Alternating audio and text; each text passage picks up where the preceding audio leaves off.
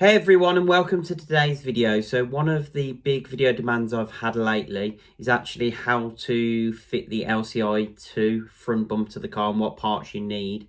So the actual fitting of the bumper is pretty straightforward once you've got all the parts. So what I'm going to do is just talk you through exactly what parts you need to get hold of. So whether you go down the route I did, which is to find someone breaking a car with an LCI 2 front bumper, because you can then pick all the parts and it tends to be cheaper than buying brand new. But don't be fooled, there are a lot of people on eBay that are trying to sell bumper skins and all the parts that you need at a lot higher cost than what you can actually get them for at your local mini dealership.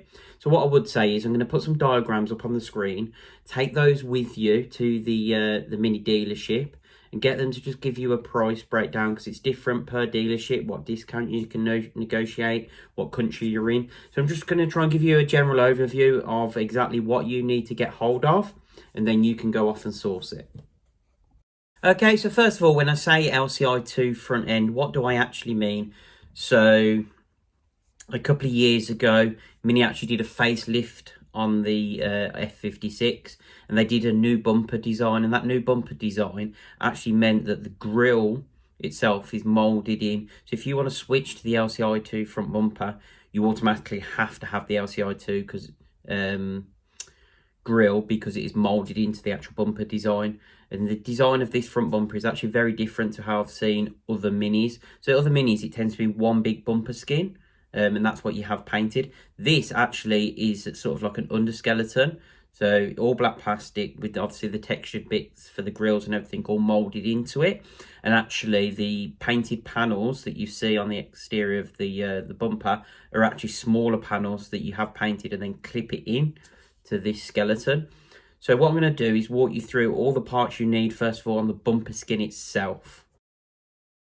Okay, so I'm going to put part diagram 1 on the screen first. So this is the actual bumper skin itself. This is the bit that you may be better off getting it second hand, depending on the prices. You can see some can go really cheap.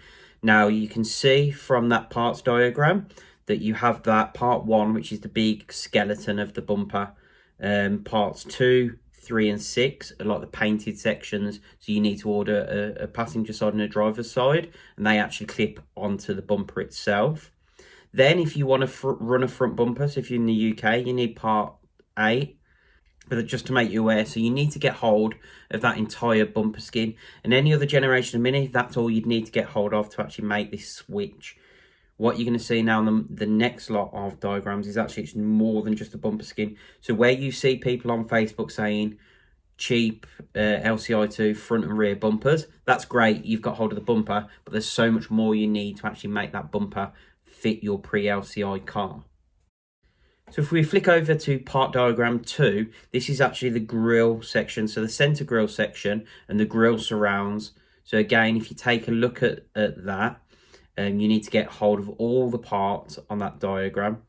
That includes the brake duct fronts as well, so they're all separate pieces, tonneau cover and the little red strip that goes across the front of the bumper. So again, you need all of these parts on part diagram 2.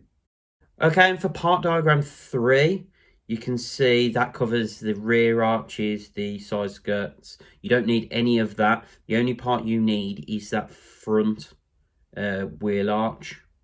So if you see that part 3/part 10, no, sorry, 10 is clips, 3 is the actual one that you need. So part 3 is the JCW front arches. And the reason you need these, even if you've got a JCW red already, is the fact that the sides, the textured bits on the sides of the LCI 2 front bumper actually go lower than what they do on the pre-LCI. So you have to have the arches off an LCI 2 car, front arches, to be able to make that front bumper fit.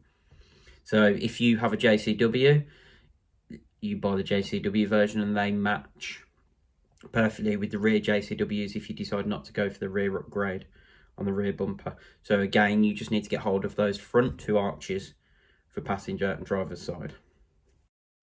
Okay, and part diagram 4 is where it gets a little bit more complicated. So I'm just looking down now just so I can give you the exact details. So there is a front crash beam, and I'll put that on the screen now showing it on my car. you need to get hold of that. So from what I can see in the diagram, it's part 4. So you'll need part 4 and 2 lots of part 8. So part 8 is basically the mounts that hold that front lower crash beam, and part 4 is the actual crash beam that goes between the 2 part 8s, and they're the bits that bolt on and off the car. You're going to need to replace that lower crash beam, and the reason why, as you can see, part 6 and 7 on that diagram. So part 6, you actually get 2 over 1 for each end, and they clip on to part 4, and they're like a plastic trim that hook onto the bumper when you fit the bumper. So the bumper will not fit properly and stay in place if you do not buy part 4, 6 and 7 from that diagram. Everything else, I think you should be okay. Maybe part 2, which is the foam part, I think that may be different as well, and that slides over part 1, which is the actual major crash beam, and you don't need to replace that. I think that's the same design for an LCI and LCI 2. So what I'll do is just show you some pictures of the front bumper off so you can see. Now, in addition to these parts that are on these diagrams, there is something else you need, and that's the washer bottle. So I'll try and get the part number for that. Basically, the washer fluid that cleans your windscreen, etc. On the pre-LCI, it's a much bigger bottle with a big cutout in the middle for your fog lights to go. Well, this bumper doesn't have fog lights, so when you go to fit this bumper, you'll disconnect your fog lights if you have fog lights, and you won't reconnect them.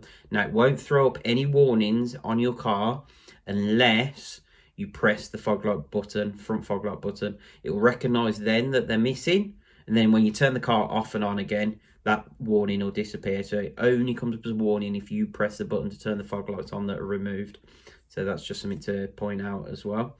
But the washer bottle, it's actually a smaller design. If you don't go for the LCI2 washer bottle, your front bumper will stick out because it's a completely different shape, and it pushes out that front drive side corner in the UK if you do not switch to the LCI2 washer bottle.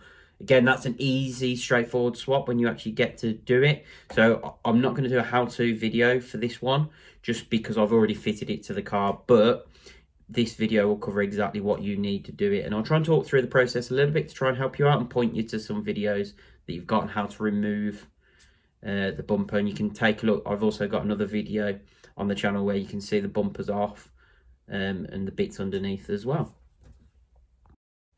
Finally, the only part that I don't have a diagram for is the wheel arch liners themselves. So both the driver side and passenger side wheel arch liners are different on the LCI2. Now, I haven't changed those on mine, and I've used cable ties to attach the arch to the bumper. I'm not too fussed because of how low my car is. I'll never see that anyway. But for you, if you want to get everything perfect and right, then you have to buy the wheel arch liners as well. So that's a big black piece of plastic that goes inside the wheel arches. You need all of that, so that I think they're quite expensive, and you need to replace both of those and get the LCI2 versions of those to get it to work. But like I say, I have fitted mine without it, and it doesn't cause an issue. It's just one less point of contact or attachment for that bumper, but it's solid anyway and rigid. So you can run without it, so you can choose whether you go for those wheel arch liners themselves, because that's the one bit you don't have to buy. If you want to, you can do. Okay, one more part that I completely forgot about was the top plastic section. So you'll see in diagram below, it's part number 1, and that's the bit that basically bolts on to the metal support and the top of the grille to hold that top grille section against the car. So that's another piece that you need, and that's the very first thing you remove when you remove your original bumper. And with all these things, you just reuse all your clips and bolts from your original bumper, so you shouldn't need too many new clips or bolts. So then you can see the rest of this diagram.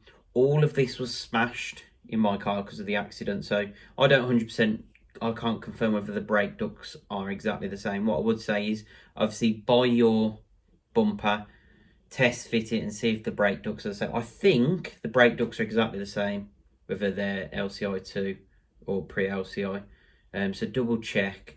Now, another bit on there is part 3.